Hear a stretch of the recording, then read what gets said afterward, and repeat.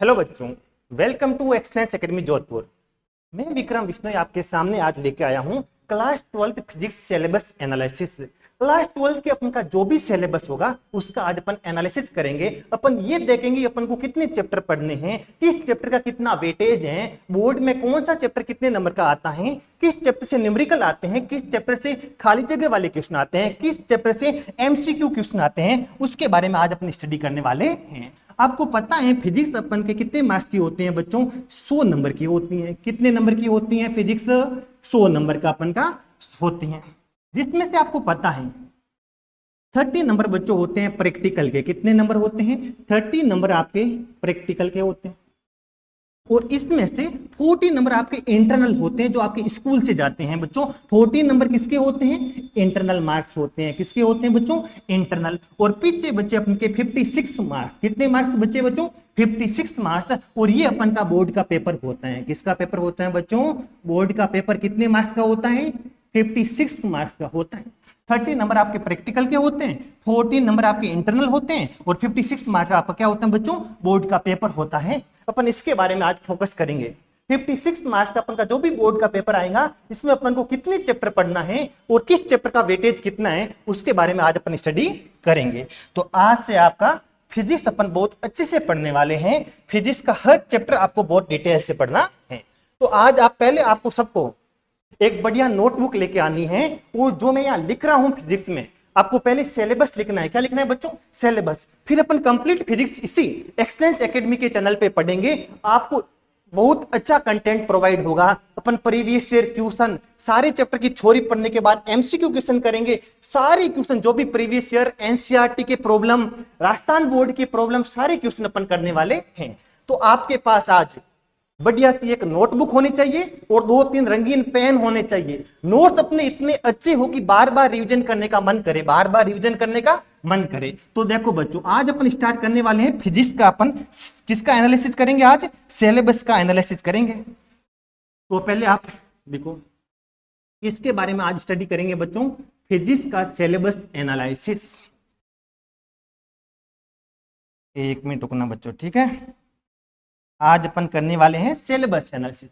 आपको पता है फिजिक्स अपन को कुल मिला के बोर्ड का पेपर कितने मार्क्स का होता है बच्चों?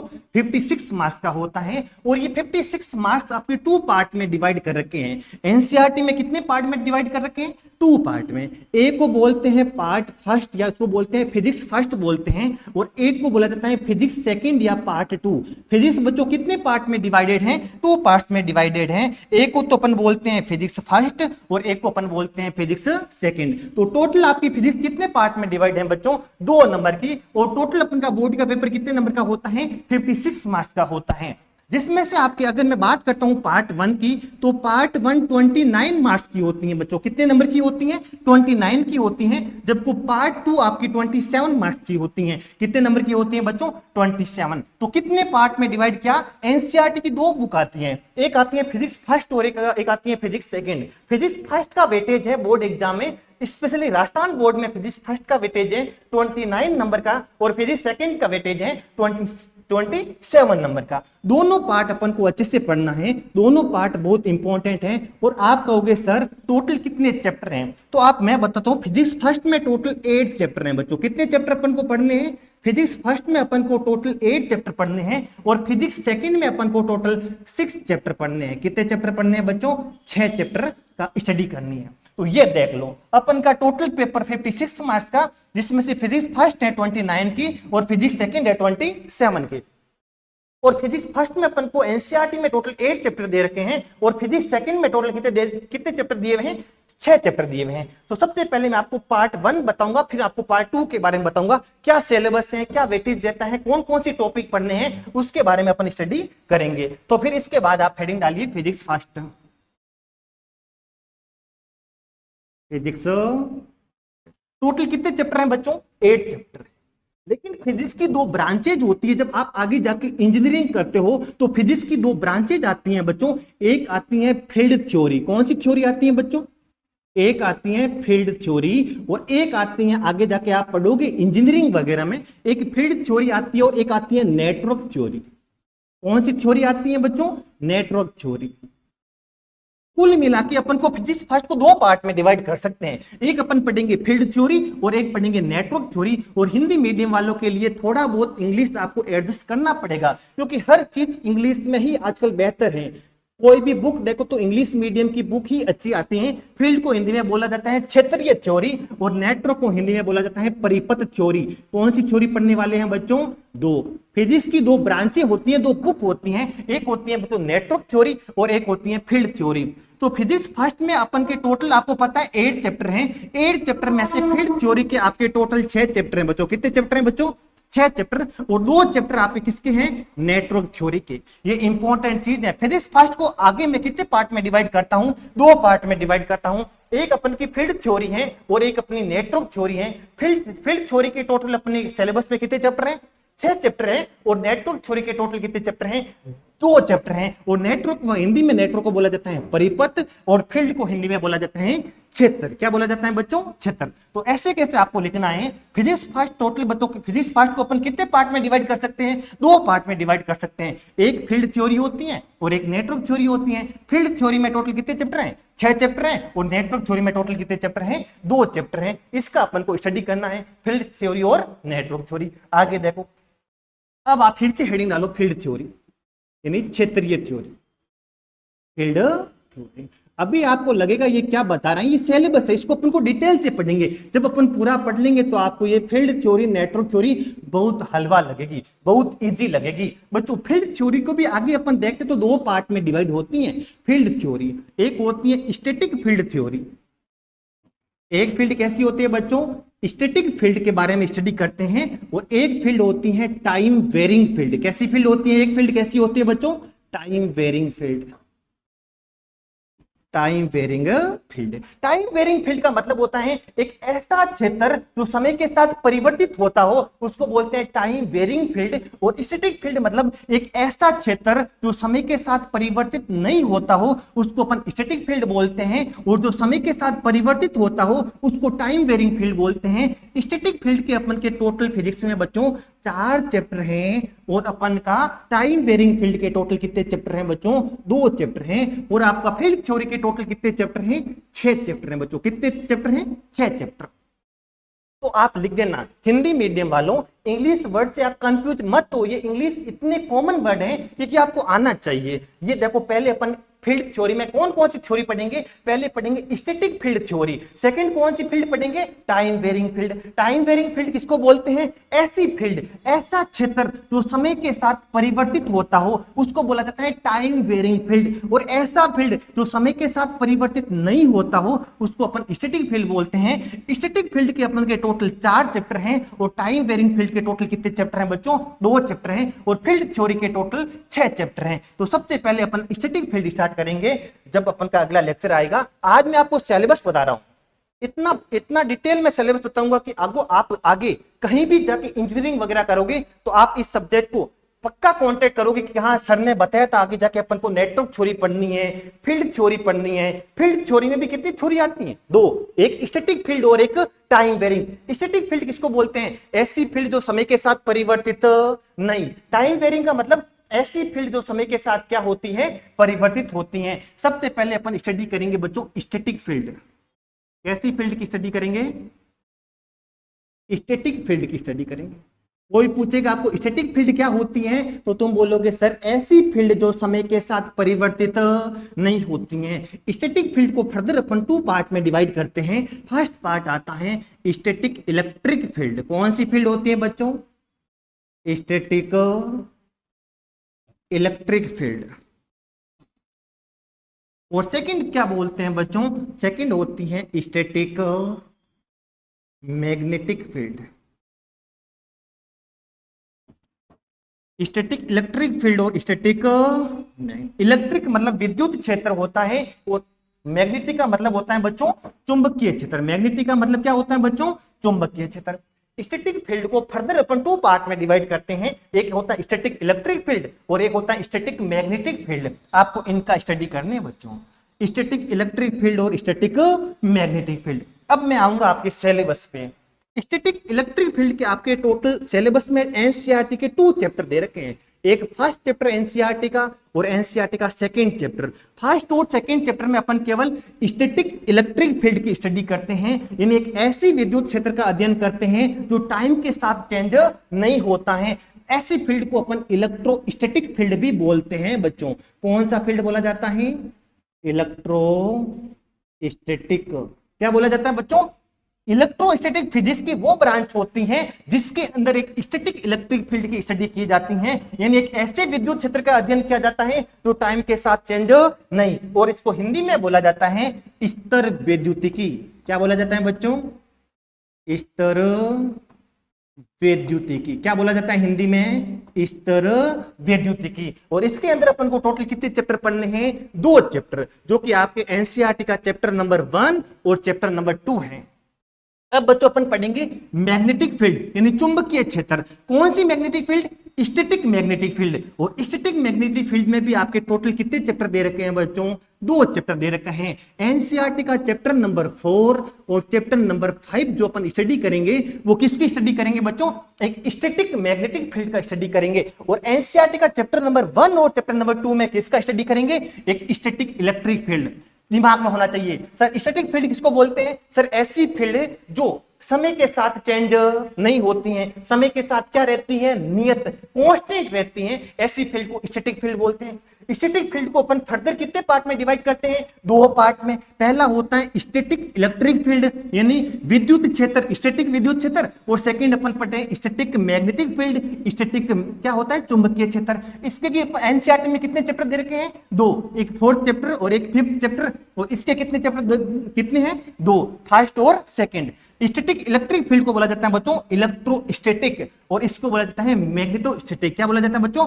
इसको अपन बोलते हैं स्टैटिक मैग्नेटिक फील्ड को अपन बोलते हैं, कॉमनली ये वर्ड यूज किया जाता है मैग्नेटोस्टैटिक। मैग्नेटोस्टैटिक। आई होप यहां तक आपको समझ में आ गया होगा। अब मैं बताऊंगा चैप्टर 1 कौन सा है, चैप्टर 2 कौन सा है, चैप्टर 4 कौन सा है और चैप्टर 5 कौन सा है। हेडिंग डालो चैप्टर नंबर 1। अब मैं आपको सिलेबस का चैप्टर नंबर 1 बताता हूं। चैप्टर 1 का नाम है बच्चों विद्युत आवेश एवं विद्युत। ये आपका एनसीईआरटी का पहला चैप्टर है, विद्युत आवेश तथा विद्युत क्षेत्र। इंग्लिश में बोलेंगे तो क्या बोलेंगे बच्चों? Electric charge and electric field. क्या बोलेंगे बच्चों? Electric charge and electric field. इस चैप्टर का आपको राजस्थान बोर्ड में आप वेटेज देखोगे तो ये राजस्थान बोर्ड में 4 नंबर का वेटेज है बच्चों। कितने नंबर का वेटेज है? 4 नंबर का वेटेज है। कौन सा चैप्टर? फर्स्ट। क्या नाम है? विद्युत आवेश एवं विद्युत क्षेत्र।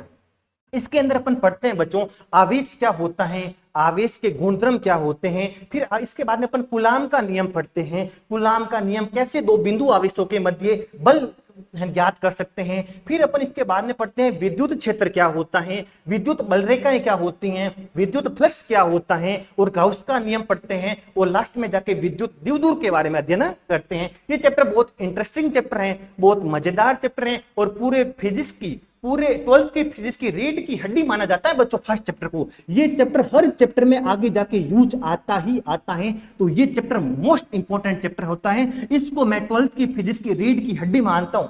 जब ये समझ में आएगा, जब आपको इलेक्ट्रिक फील्ड का नॉलेज होगा, इलेक्ट्रिक फील्ड क्या होता है, इलेक्ट्रिक चार्ज क्या होता है, तब आप जाके 12th की फिजिक्स को अच्छे से समझ पाते हो। तो इसके अंदर अपन आवेश के बारे में पढ़ते हैं, क्षेत्र के बारे में पढ़ते हैं, विद्युत बल रेखाएं क्या होती हैं वो पढ़ते हैं, विद्युत फ्लक्स क्या होता है उसके बारे में भी स्टडी करते हैं, गाउस का नियम, विद्युत द्विध्रुव क्या होता है, बहुत सारे टॉपिक आते हैं और बहुत मजेदार चैप्टर होता है। और ये कितने नंबर का है बच्चों? 4 नंबर का। अब एनसीईआरटी का चैप्टर नंबर में बात करते हूं 2 की।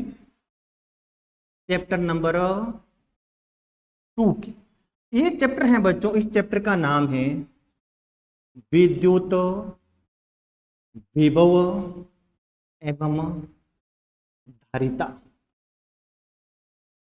इंग्लिश में बोलो तो इस चैप्टर को बोला जाता है इलेक्ट्रिक पोटेंशियल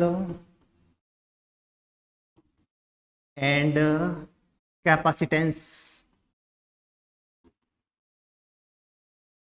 ये चैप्टर भी बच्चों बहुत इंपॉर्टेंट है, बहुत कंसेप्ट वाला चैप्टर है। इस चैप्टर बहुत आसान चैप्टर तो नहीं मान सकता हूं, इस चैप्टर में बहुत आपको सीखने को मिलेगा, समझने को मिलेगा। हम पढ़ेंगे तो बहुत हल्का बना देंगे। ये चैप्टर आपका राजस्थान बोर्ड में कितने नंबर का वेटेज है बच्चों? 3 नंबर का वेटेज है। और ये चैप्टर है बहुत इंटरेस्टिंग चैप्टर है। और ये चैप्टर आपको तभी समझ में आएगा जब आपको विद्युत क्षेत्र का नॉलेज होगा। किसका नॉलेज होगा बच्चों? विद्युत क्षेत्र का। इस चैप्टर में अपन सबसे पहले विभव के बारे में बात करेंगे। किसके बारे में बात करेंगे बच्चों? विभव के बारे में बात करेंगे। उसके बाद में अपन विद्युत स्थितिज ऊर्जा के बारे में बात करेंगे। फिर अपन समधारित्र के बारे में बात करेंगे। समधारित्र क्या होता है, समांतर प्लेट समधारित्र क्या होता है, अगर प्लेटों के मध्य प्राविद्युत पदार्थ भर दिया जाए तो उसकी धारिता में क्या प्रभाव पड़ता है, धारिता क्या होती है, धारिता को मापते कैसे हैं, धारिता का मात्रक क्या होता है, समधारित्र का समांतर क्रम में कैसे जोड़ते हैं, समधारित्र को श्रेणी क्रम में कैसे जोड़ते हैं, और समधारित्र क्या होता है बच्चों?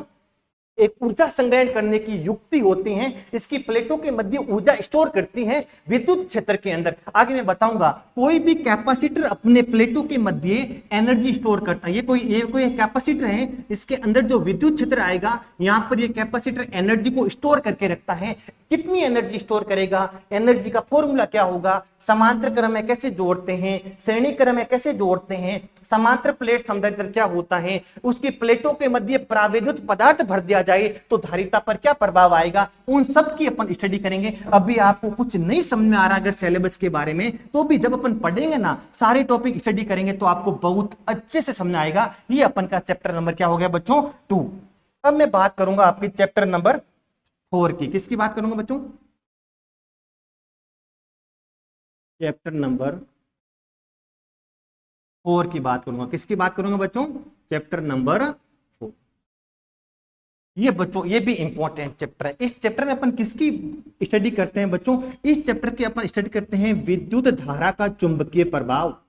किसकी स्टडी कर रहे हैं बच्चों? इस चैप्टर में अपन बात करेंगे विद्युत धारा के चुंबकीय प्रभाव, magnetic effect of electric field. मुख्य रूप से इस चैप्टर, ये चैप्टर बच्चों आपके राजस्थान बोर्ड में कितने नंबर का वेटेज है? 4 नंबर का वेटेज है। और इस चैप्टर में अपन स्टडी करते हैं विद्युत धारा के चुंबकीय प्रभाव और गतिशील आवेश की बात करते हैं। कैसे आवेश की बात करते हैं बच्चों? गतिशील आवेश और विद्युत धारा के चुंबकीय प्रभाव की बात करते हैं। किसकी स्टडी करते हैं बच्चों? गतिशील आवेश और विद्युत धारा के चुंबकीय प्रभाव। विद्युत धारा के चुंबकीय प्रभाव क्या होता है बच्चों? कोई भी धारावाही चालक तार अपने चारों ओर चुंबकीय क्षेत्र उत्पन्न करता है। कोई भी धारावाही चालक तार होता है, वो अपने चारों ओर क्या उत्पन्न करता है? चुंबकीय क्षेत्र उत्पन्न करता है। कितना उत्पन्न करेगा, डायरेक्शन क्या होगी, उन सब की स्टडी करेंगे अपन इस चैप्टर में। और किसकी स्टडी करेंगे बच्चों? गतिशील आवेश की स्टडी करेंगे। इस चैप्टर में अपने सबसे पहले चुंबकीय क्षेत्र को समझेंगे, फिर चुंबकीय बल के बारे में बात करेंगे, फिर कोई आवेश अगर चुंबकीय क्षेत्र में गतिशील है तो उस पर कितना बल लगेगा, उसका पाथ कैसा होगा, उसकी स्टडी करेंगे। फिर अपन इसमें बहुत इंपॉर्टेंट नियम आता है बायो-सावर्ट का नियम, उसका स्टडी करेंगे। बायो-सावर्ट के नियम के एप्लीकेशन पढ़ेंगे। फिर अपन इसके अंदर कौन सा एम्पियर का नियम पढ़ेंगे। मेन इंपॉर्टेंट मुख्य इंपॉर्टेंट चैप्टर कौन सा? एम्पियर के नियम पढ़ेंगे। एम्पियर के नियम के एप्लीकेशन भी पढ़ेंगे। और उसके बाद में सबसे लास्ट में इस चैप्टर में अपन पढ़ेंगे धारामापी गैल्वेनोमीटर पढ़ेंगे। क्या पढ़ेंगे बच्चों? गैल्वेनोमीटर। और ये चैप्टर भी आपका कितना नंबर का वेटेज रखता है बच्चों? राजस्थान बोर्ड में इसका वेटेज है 4 नंबर का। और इसमें अपन चुंबकीय क्षेत्र के बारे में अध्ययन करेंगे। हर धारावाही चालक तार अपने चारों ओर चुंबकीय क्षेत्र उत्पन्न करता है। चुंबकीय क्षेत्र का परिणाम कितना होगा, कितना मैग्नीट्यूड होगा, कोई भी आवेश, गतिशील आवेश अगर चुंबकीय क्षेत्र में आ जाता है तो उस पर कितना बल लगेगा, उसकी डायरेक्शन क्या होगी, उसकी पाथ क्या होगा, उस सब का स्टडी करते हैं। मुख्य रूप से बायो-सावर्ट का नियम और उसके एप्लीकेशन, और एम्पियर का नियम और उसका एप्लीकेशन, और गैल्वेनोमीटर, ये 3 टॉपिक इस चैप्टर से इंपॉर्टेंट है, उसका अपन स्टडी करेंगे। अब आपका अगला है चैप्टर नंबर 5। चैप्टर नंबर, इसका आपका वेटेज है अपने राजस्थान बोर्ड में 3 नंबर का बच्चों। कितने नंबर का? 3 नंबर का। और इस चैप्टर का नाम है चुंबकत्व। चुंबकत्व व पदार्थों के चुंबकीय गुण, या चुंबकीय पदार्थों के गुण ऐसे भी लिख सकते हैं। पदार्थों के चुंबकीय, चुंबकत्व व पदार्थों के चुंबकीय चुंबकीय गुण। अब चुंबकत्व के लिए अपन को गोस ने एक नियम और दिया था। चुंबकत्व के लिए गोस का नियम क्या है उसके बारे में स्टडी करेंगे। अनुचुंबकीय पदार्थ क्या होते हैं, प्रतिचुंबकीय पदार्थ क्या होते हैं, लो चुंबकीय पदार्थ क्या होते हैं, चुंबकत्व क्या होता है, चुंबकन तीव्रता क्या होती है, उसका सब स्टडी अपन इसके अंदर करेंगे। यानी किसी भी चुंबकीय पदार्थ को अगर किसी चुंबकीय क्षेत्र के अंदर रख दिया जाए तो वो किस प्रकार से बिहेवियर शो करेगा उसकी स्टडी करेंगे पदार्थों की चुंबकीय गुण के अंदर। और इसका वेटेज बच्चों कितने नंबर का है, 3 नंबर का इसका वेटेज है। ये अपन की होगी बच्चों स्टैटिक फील्ड। कौन सी फील्ड होगी, स्टैटिक फील्ड। अब मैं बात करूंगा टाइम वेरिंग फील्ड। कौन सी फील्ड की बात करूंगा बच्चों, टाइम वेरिंग फील्ड।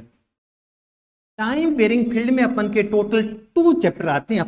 अपन के सिलेबस में कितने चैप्टर दे रखे हैं, 2 चैप्टर। एक चैप्टर को अपन को शॉर्टकट में ईएमआई बोलते हैं। क्या बोला जाता है बच्चों, इलेक्ट्रोमैग्नेटिक इंडक्शन। हिंदी में बोला जाता है विद्युत चुंबकीय प्रेरण। क्या बोला जाता है बच्चों, इलेक्ट्रोमैग्नेटिक इंडक्शन, या हिंदी में बोला जाता है विद्युत चुंबकीय प्रेरण। ये चैप्टर कितने नंबर का है बच्चों आपके सिलेबस में, 4 नंबर का है। और एक चैप्टर आता है विद्युत चुंबकीय तरंगे यानी इलेक्ट्रोमैग्नेटिक वेव्स, यानी इसको हिंदी में बोला जाता है विद्युत चुंबकीय तरंगे। ये कितने नंबर का वेटेज है, इसका वेटेज है 2 नंबर का। और इसका वेटेज कितने नंबर का है बच्चों, 4 नंबर का। ये चैप्टर भी बहुत इंपॉर्टेंट है। विद्युत चुंबकीय प्रेरण में बच्चों अपन सबसे पहले स्टडी करते हैं चुंबकीय फ्लक्स क्या होता है, लेंज का नियम क्या है, फेराडे का नियम क्या है, उनका अपन सब स्टडी करते हैं विद्युत चुंबकीय प्रेरण के अंदर। यानी एसी जनरेटर क्या होता है, एसी जनरेटर किस प्रिंसिपल पे वर्क करता है, लेंज ने अपना कौन सा नियम दिया था, ऊर्जा सेक्शन का नियम दिया था, फेराडे ने अपना नियम दिया था, उसकी भी स्टडी करते हैं। और इस चैप्टर में अपन एक एसी जनरेटर का उसका भी स्टडी करते हैं। प्रेरक क्या होता है, प्रेरकत्व क्या होता है, उस सब की स्टडी करते हैं अपन विद्युत चुंबकीय प्रेरण के अंदर। और एक चैप्टर होता है विद्युत चुंबकीय तरंगे। इसके अंदर अपन स्टडी करते हैं विस्थापन धारा। धारा भी बच्चों 2 प्रकार की होती हैं, एक चालन धारा होती है, एक विस्थापन धारा होती है। इसके अंदर अपन विस्थापन धारा की बात करेंगे। विद्युत चुंबकीय तरंगे क्या होती हैं उसकी स्टडी करेंगे। विद्युत चुंबकीय तरंगों के गुणधर्म पढ़ेंगे और विद्युत चुंबकीय स्पेक्ट्रम पढ़ेंगे। क्या पढ़ेंगे बच्चों, ये छोटा सा चैप्टर है, विद्युत चुंबकीय स्पेक्ट्रम के बारे में स्टडी करेंगे। इसके बाद में अगला अपन पढ़ेंगे नेटवर्क थ्योरी। कौन सी थ्योरी पढ़ेंगे बच्चों, नेटवर्क थ्योरी। कौन सी theory, network theory. Network theory में आपके एनसीईआरटी में 2 चैप्टर दे रखे हैं, एक चैप्टर नंबर 3 और एक आपका चैप्टर नंबर दे रखा है 7। कौन सा चैप्टर दे रखा है बच्चों, 7। आपका चैप्टर का नाम अलग होगा लेकिन फिजिक्स में इस चैप्टर को बोला जाता है डीसी नेटवर्क। कौन सा नेटवर्क बोला जाता है बच्चों, डीसी, यानी दिष्ट परिपथ। कैसा परिपथ बोला जाता है, हिंदी में इसको बोलेंगे दिष्ट परिपथ। कैसा परिपथ बच्चों, दिष्ट परिपथ। एक अपन का चैप्टर नंबर 7 उसको बोला जाता है एसी नेटवर्क। कौन सा नेटवर्क बोला जाता है बच्चों, एसी, जिसको हिंदी में क्या बोला जाता है बच्चों, प्रत्यावर्ती परिपथ। कौन सा परिपथ बोला जाता है बच्चों, प्रत्यावर्ती परिपथ। प्रत्यावर्ती परिपथ का आपका राजस्थान बोर्ड में वेटेज है 5 नंबर का, जबकि आपका दिष्ट धारा का वेटेज है राजस्थान बोर्ड में कितने मार्क्स का वेटेज है, 4 मार्क्स का वेटेज है। ये आपके कितने नंबर का वेटेज है, 5 नंबर का वेटेज है। आपको एनसीईआरटी में इस चैप्टर को एनसीईआरटी में इस चैप्टर का नाम दे रखा है विद्युत धारा। क्या नाम दे रखा है बच्चों, विद्युत धारा। क्या दे रखा है, विद्युत धारा। बेसिकली इस चैप्टर को अपन बोलते हैं डीसी नेटवर्क। क्या बोला जाता है बच्चों, डीसी। और इसको आपको बोला जाता है प्रत्यावर्ती परिपथ। कैसे परिपथ बोला जाता है बच्चों, प्रत्यावर्ती परिपथ। इसके अंदर अपन पढ़ते हैं बच्चों धारा क्या होती है, फिर अपन ओम का नियम पढ़ते हैं, प्रतिरोध क्या होता है, प्रतिरोधकता क्या होती है, चालकत्व क्या होता है, उसके बारे में स्टडी करेंगे। और प्रतिरोधकता की ताप पर किस प्रकार से निर्भर करती हैं, ओम का नियम पढ़ते हैं। फिर आपने इसके बाद में प्रतिरोधों का समांतर क्रम संयोजन पढ़ते हैं, प्रतिरोधों का श्रेणी क्रम संयोजन पढ़ते हैं, सेल के बारे में स्टडी करते हैं, सेल का आंतरिक प्रतिरोध क्या होता है, सेल का विद्युत वाहक बल क्या होता है, सेल का श्रेणी क्रम संयोजन पढ़ते हैं, सेल के समांतर क्रम संयोजन पढ़ते हैं। और उसके बाद में अपन किरचॉफ के नियम पढ़ते हैं। और last topic most important Wheatstone सेतु के बारे में स्टडी करते हैं।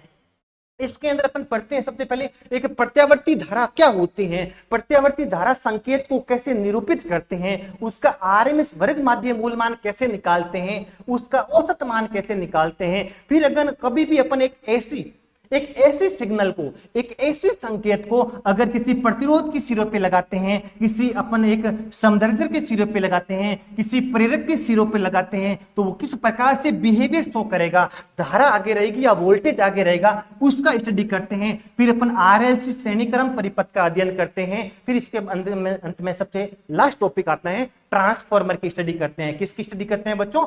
ट्रांसफॉर्मर की स्टडी करते हैं। ये आपके फिजिक्स फर्स्ट का पूरा सिलेबस है।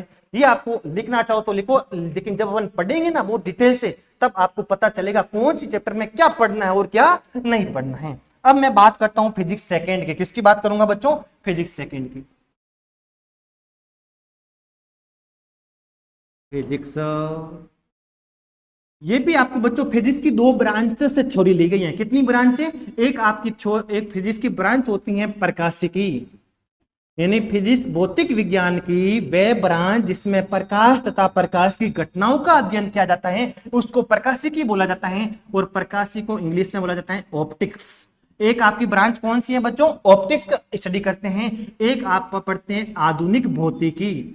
कौन सी भौतिकी बच्चों? आधुनिक भौतिकी, जिसको बोला जाता है मॉडर्न इंग्लिश, मॉडर्न फिजिक्स। कौन सी फिजिक्स? Modern physics. ऑप्टिक्स के आपके बच्चों टोटल 2 चैप्टर हैं। कितने चैप्टर हैं? 2। और आधुनिक भौतिकी आप जिस स्टडी करेंगे उसके टोटल 4 चैप्टर हैं। कितने चैप्टर हैं बच्चों? 4 चैप्टर। तो फिजिक्स सेकंड को अपने कितने पार्ट में डिवाइड कर सकते हैं? जैसे अपने फिजिक्स फर्स्ट को 2 पार्ट में डिवाइड किया, फिजिक्स सेकंड को भी कितने पार्ट में डिवाइड करते हैं? 2। फर्स्ट में स्टडी करते हैं अपन प्रकाशिकी की, और सेकंड में अपन स्टडी करते हैं आधुनिक भौतिकी की। आप हेडिंग डालो। पहले अपन बात करेंगे ऑप्टिक्स की। किसकी बात करेंगे बच्चों? ऑप्टिक्स। ऑप्टिक्स को हिंदी में बोला जाता है प्रकाशिकी। इसमें भी अपन को 2 चैप्टरों की स्टडी करनी है। कितने चैप्टरों की स्टडी करनी है बच्चों? 2 चैप्टर की। पहले अपन बात करते हैं रे ऑप्टिक्स की, और सेकंड अपन बात करते हैं वेव ऑप्टिक्स की। रे ऑप्टिक्स को हिंदी में बोला जाता है किरण प्रकाशिकी। कौन सी प्रकाशिकी बोला जाता है बच्चों? किरण प्रकाशिकी। वेव ऑप्टिक्स को हिंदी में क्या बोला जाता है? तरंग प्रकाशिकी।